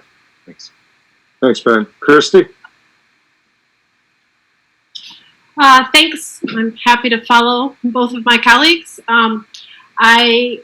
I obviously also would like to get all of our children back into the building. I think the best way for students to make connections with their teachers is to see them. I think doing that at the beginning of the school year is important, as we don't really know at what point we might have to transition to full remote. That said, I do think the logistics of a high school schedule is the most complicated. Peter Pokawski and I literally just finished building the schedule today, and all of that information is now being entered into PowerSchool. I think there's a lot of work that our teachers have to do on the Canvas side, and that's not just for the full remote model. That would also be necessary for the hybrid model. And I think that there's still, at least at the high school level, a lot of logistical things we do need to work out. I'm not saying we can't get it done. I'm putting in as many hours as humanly possible to do so. And whatever you guys vote tonight, I will obviously do whatever I have to do to make it work. I want to see the kids in the building. I also want us all to do it with some safety protocols and everything necessary in place. So thanks. Thanks, Kirsty. Anyone else who would like to speak from the school committee? I guess I'm going to go last. I'll go. I just want to thank the community. I received 30 emails. Just to describe, I had 17 that want to start remote, and I had 13 that wanted to either fully come back or wanted a hybrid. So what I've heard tonight kind of reflects this little poll that I did with the email responses. I tried to reply to almost every one. I apologize to some of those people who did not hear from me. What I'm concerned about is the questions that I received from many of the staff members and from some community people. I will tell you now, I like what I've heard in regards to the motion. I have always been for a phased hybrid. I said that at the beginning of this process in July. I feel that in-person is important, but not under these circumstances, and a hybrid to me is the way to go. I do have some concerns about the hybrid that were raised in certain emails to me as to protocols and policies. Especially, will the school committee be voting on a policy for testing and mandatory, both, is it going to be mandatory that all staff and students be tested before coming into the building? That's something maybe we should talk about. We're talking about pledges tonight. It has been raised. Are pledges legal? They're not binding. We know that, but would they be required in order for a student to come in if they haven't had a written pledge of non-travel or parents too? So my starting date for the hybrid was October 19th. I'm a consensus person. I've always tried to work within that, and I feel that October 5th to me would give the staff some answers to the questions that I have received. One from a teacher at the high school who wants to know about PPE equipment. Is it going to be enough? What happens if a student, for example, refuses to wear a mask? What is the protocol? What is the policy? We are in uncharted ground, so we don't have policies for certain types of behavior. Are we going to have temperature checks on the custodians when they come in at the start of their day at 6 o'clock? And then one of my concerns, which hasn't been raised, is the school nurse in all 3 buildings. I'm really concerned that the school nurse is going to be handling all of these health issues by herself or himself. I feel that we really have to look at giving a help to that school nurse, because it's ludicrous to me that we will ask one person to make many, many health decisions along with the decisions that they normally make in a school day. So I would certainly hope that the administration addresses this concern that I've had. I also had questions about buses and monitors on the buses. I had said at the last meeting, we shouldn't have bus drivers doing it. So therefore, there are some things that have to be worked out. I feel that this is a reasonable compromise. It does not meet my date, but then that's okay. It's at least enough time for, I think, some of these questions that will come up to the administration and the staff themselves. Okay, so my position is I will not vote against this motion. Thank you, Bill. Anyone else from the school committee? Hearing no one, let's take a roll call vote. Molly, comments? I'm sorry, Molly. In favor. Thank you. Jason? No. Sean? Yes. Diane? Yes. Andy? Aye. Ann? Yes. Bill? Yes. Rich? Yes. And I'll vote yes. It passes 8-1. The next thing we have, just as housekeeping before people leave, we do have a meeting on next Thursday, August 27th. I think this is the best way for us to get information out.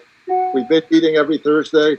The September 3rd meeting will be solely discussing the renaming of the middle school. So we will be meeting at 6 o'clock on Zoom on August 27th, just for everyone to know that. Rich, do you have a motion about sports? I make a motion that we, pursuant to the DESI and MII guidance, authorize the administration to allow the high school students to participate in interscholastic athletics. Do I have a second? Yep, you got a second. Second from Sean. Rich, is that in Berkshire County only? That's, I was, during the discussion period, I was going to say that we can put it I'll put it as a motion, provided that the athletic activities at least for the fall season are in Berkshire County only. And my rationale for that, if anyone's curious, is that our metrics are going to be in Berkshire County. If we start to go to the Pioneer Valley, our metrics could change considerably. So I think keeping our sports teams in Berkshire County makes sense. So I have a motion and a second. Discussion by school committee. So that second piece, is that an amendment to the motion? Because I didn't hear it in the motion. But she's like, I can restate the motion. Yes, please. I move that we authorize the participation by high school students in interscholastic athletics, provided that those activities are limited to the geographic boundaries of Berkshire County. Don? I'll second it again. I thought that was one of the requirements, so. Well, could we mute ourselves if we have discussion in the background? Because it's a little difficult to hear everyone. Thank you. Yeah, I think that makes the most sense, is to do that. Any discussion? Can I ask a point of Dan, are you recusing yourself from this? Yes, who's asking? I'm sorry. I was just going to ask a point of clarification. Rich, in the motion, Of course,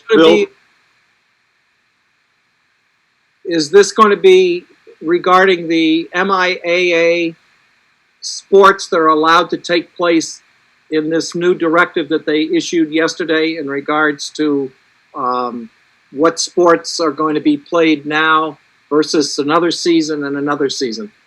Unfortunately, Bill, I think we're bound by that. Football and a few other sports are not going to be in the fall, so I don't think we have the authority to do anything different, anyways. I'm not sure that's a misfortune, but that's just me. Steve, just one other thing, a clarification. I think the motion is fine. What I think doesn't matter so much. There's the possibility we're going to get additional guidance from the Berkshire County athletic directors, the principals, and then ultimately the superintendents. I think this is fine, but I just want you to be aware that if we get different guidance down the road, you either, if you vote this, it can stand, or you might reconsider parts of it in the future. Well, just to be clear, that makes sense. This is not to participate in sports or not is an administrative decision, not a school committee decision. The directive that came out the other day was that if you were in a hybrid and no longer in a full in-person, then you needed school committee approval. So that's what we're seeking to give here, because we've now just decided to go to a hybrid to do that.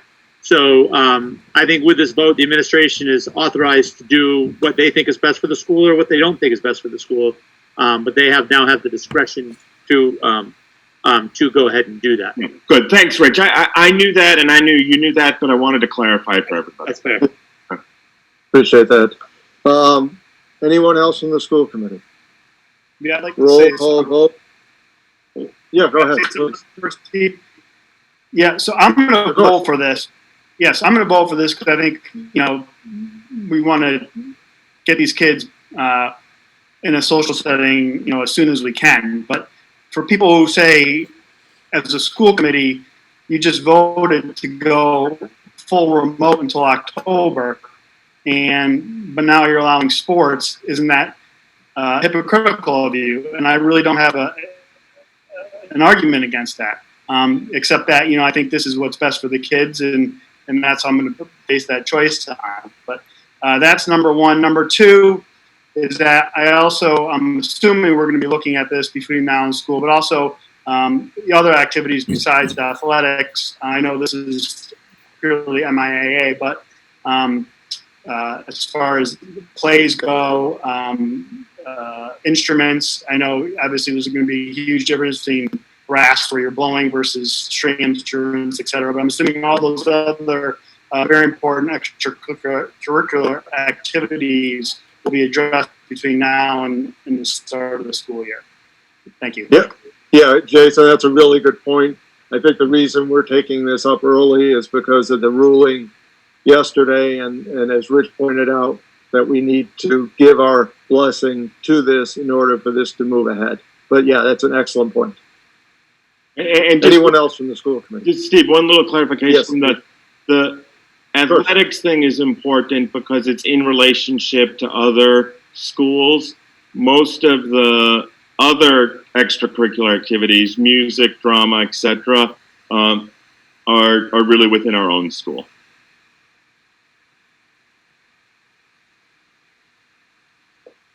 Anyone else from the school committee? Roll call vote. Molly. Yes. Dan, I'm sorry, are you voting on this? Yeah. Okay. Yeah, I think I can. So I'm going to vote yes. Okay, so 2 yeses. Jason? Yes. Sean? Yep. Diane?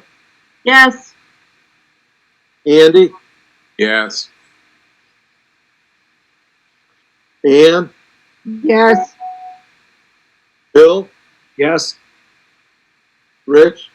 Yes. And yes, so it's a unanimous vote. Thank you very much. We have a few more things to take up tonight. So let's start with a policy subcommittee. There's a new policy for first reading. It's about face coverings. We are now in a 60-day policy that was approved a few weeks ago. This will be a permanent policy, and it needs 2 readings. This is the first reading. Still almost 200 people on. If someone would volunteer to read this, and I know people aren't real happy with it if you're on the school committee because we've been here a while, but I think it's important people know what this says. Will somebody mind reading this? You want somebody from the school committee to read it? That would be great, or else I'll read it. I'll read it. Thank you. Face coverings. File EBCFA. The Berkshire Hills Regional School District is committed to providing a safe environment as schools reopen during the COVID-19 pandemic. According to public health experts, one of the best ways to stop the spread of coronavirus and to keep members of our school community safe is the use of face masks or face coverings. Therefore, in accordance with guidance from the Center for Disease Control, CDC, the Department of Elementary and Secondary Education, DESE, and the Massachusetts Department of Public Health, DPH, the following requirements are in place until further notice. A face covering that covers the nose and mouth must be worn by all individuals, i.e. staff, students, parents, contractors, etc., in school buildings, on school grounds, and on school transportation, even when social distancing is observed. Individuals may be excused from the requirement for the following list of reasons per CDC guidance. The individual has trouble breathing, is unconscious, incapacitated, and cannot remove the mask or face covering without assistance. In addition, masks or face coverings will not be required for anyone who has a medical, behavioral, or other challenge making it unsafe to wear a face mask or face covering. A written note from a physician is required for a requested exemption. Parents may not excuse their child from the face mask requirement by signing a waiver. Additionally, face masks or face coverings will not be required when appropriate social distancing is enforced, during mass breaks, while eating or drinking, during physical education classes, while outside. Exceptions to this policy under circumstances such as for students with medical, behavioral, or other challenges or unable to wear masks must be approved by the building principal in consultation with the school nurse or local board of health. Face shields or physical barriers may provide an alternative in some instances. A student's mask or face covering is to be provided by the student's family. Staff members are responsible for providing their own face coverings. However, the district will supply disposable face covering for individuals who arrive at a building or board school transportation without one. If students are in violation of this policy, the building principal will consult with a parent guardian to determine whether an exception is appropriate or the student may be removed from the school building for in-person learning until such time as they can comply with the requirement or the requirement is lifted. Violations of this policy by staff will be handled in the same manner as other violations of school committee policy. Visitors in violation of this policy will be denied entry to the school district facility. This policy will remain in place until rescinded by the school committee. I'm not citing any of the references. No, this is a first reading. We have next week to vote on this. Any school committee members have any changes they want to make or questions, you can either ask it now or email Peter or myself. I'd like to ask a question because I see a contradiction. Okay? Yes. Face covering covers nose and mouth must be worn by all individuals in school buildings, on school grounds, and on school transportation, even when social distancing is observed. Go down to the section which says additionally, face masks or face coverings will not be required when appropriate social distancing is enforced. The fourth bullet says while outside. Above, we're saying on the grounds. They have to wear it. Well, on school grounds is outside. See, Bill, the way I read that, on school grounds if you're not social distance. That's how I interpreted that. It says on school grounds even when social distancing is observed. Doesn't matter. It says it must be worn. And therefore, maybe I'm missing something. Face mask. No, I hadn't. You read it more carefully and clearer than I did. So we should strike while outside, I would think. I agree, right? It will hold people to a higher standard. Yes. The other thing that, Peter, we talked about this in other places, and I realize this is from MASC, are we clear on what a appropriate face covering is? Yeah, so and this is interesting because in putting together stuff for staff, we just noted that the big thing that we don't want people wearing are bandanas or neck gaiters. I'm sad about the neck gaiters because I actually like those. They're easy and convenient, but those aren't great. So I think we have to clarify that we can't be exhaustive and clarify everything, but we could amend it slightly to say neck gaiters, bandanas, and something else aren't. Vented masks, I think is the third one. Yeah. I think you can always use some sort of disclaimer that any mask that is not approved by the school principal or something that we don't think about. Yeah. No, I forgot about Anyone that. else have any changes? Yeah, vented or the other one. Anyone else have any changes from the school committee or questions? Okay, so that will come back next week for a final reading and will be in effect once it's voted on. Moving ahead, I think most of these are zero, but buildings and grounds, Jason? Have not met. Thank you. Superintendent's evaluation, Ann? Has not met. Technology subcommittee? Andy? We haven't met. Thank you, Andy. Rich, finance subcommittee? We have not met. I know I said this last week. I'll work with Peter and Doreen to get something on the agenda so we can review where we're at with all these dramatic changes financially. Yeah, well, yes. District consolidation sharing is not met. There are some things going on, obviously, that with Southern Berkshire, but that's a separate committee away from the school, contains school committee members, and that committee is meeting. Business operations. Sharon, you want to take over Can these I make three? a comment about the consolidation committee, the 8-town committee? We still need some members from Stockbridge.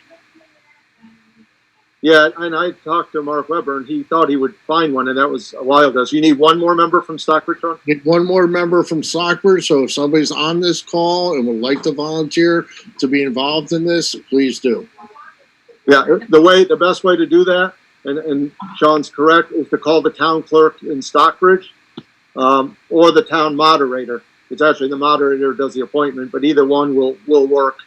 So thank you, Sean, for reminding me of that. Sharon? Yes, the first item is the requested vote on the flexible spending plan. We work with Horace Mann to contract with our FSA claims manager, and they had changed from PayFlex to HealthWorks. And as a matter of housekeeping, we just need to update our plan and have it signed off. But before we can do that, we need to have the school committee authorize Peter to be able to sign on behalf of the school district. And I'm wondering if we could have a motion on that.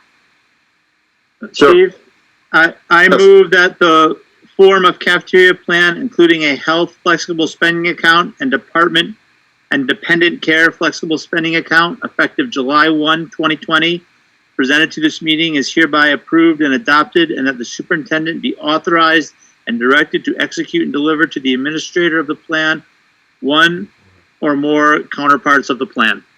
I'll second that. That was Andy Potter seconding, Rich Mahoney with the motion. Discussion by school committee. Hearing none, it's a roll call vote. Dan Weston? Yes. Molly Thomas? Yes. Jason St. Peter? Aye. John Stephen? Aye. Diane Singer? Yes. Andy Potter? Aye. Ann Hutchinson? Yes. Bill Fields? Yes. Rich Mahoney? Yes.